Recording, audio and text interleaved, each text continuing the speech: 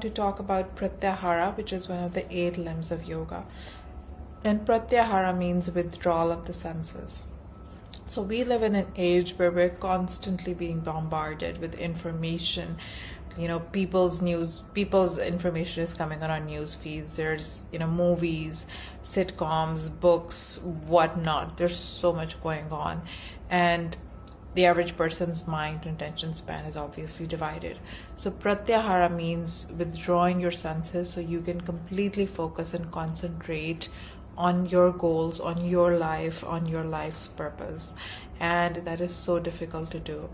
I'm going to share the story of Arjuna, who is one of the main characters within yogic texts, and his teacher Dronacharya.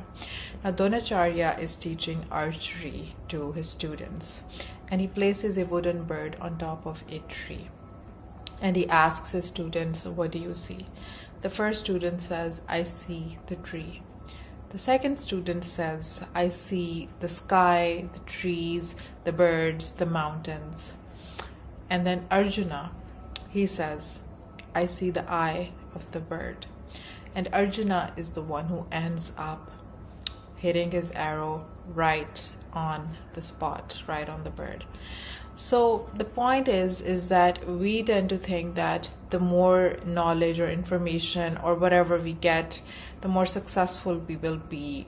But sometimes what's important is just to shut out everything extra from your life. And that could be unfollowing, let's say, 200 people from your list.